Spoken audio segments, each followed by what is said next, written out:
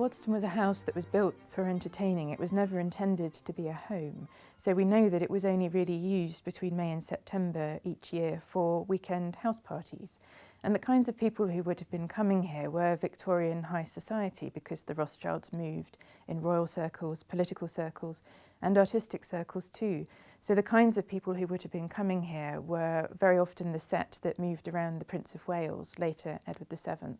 And Ferdinand was very involved in politics.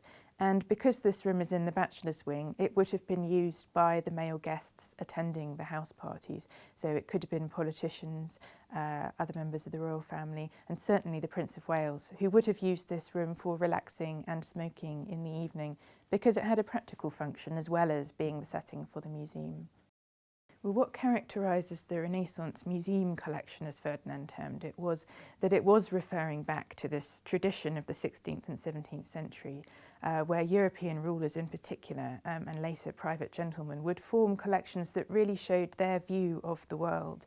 And they could be called a Schatzkammer, which means a treasure chamber, or a Kunstkammer, an art chamber, and they comprised lots of different materials, items made of exotic materials such as amber, mother of pearl, other precious stones, small-scale sculpture in ivory and wood and bronze, and things made of glass, maiolica, and often items from the natural world. And Ferdinand was referencing this collecting tradition in the collection that he formed in the 19th century. The photograph shows the Prince of Wales and his wife, Princess Alexandra, and their children. And we know that the Prince of Wales was a very regular visitor to Waddesdon, and that he and Ferdinand were great friends. And Waddesdon was the setting almost for an alternative court for the Prince of Wales, so he could be at ease here. It wasn't formal like the royal palaces in London. And creating his own estate on Sandringham, he also had a bachelor's wing.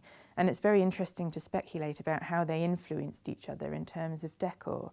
But the photograph of the royal family with its wonderful red velvet frame with the gold lace was in this room. We know that from the photograph of the room and from the inventory taken at Ferdinand's death.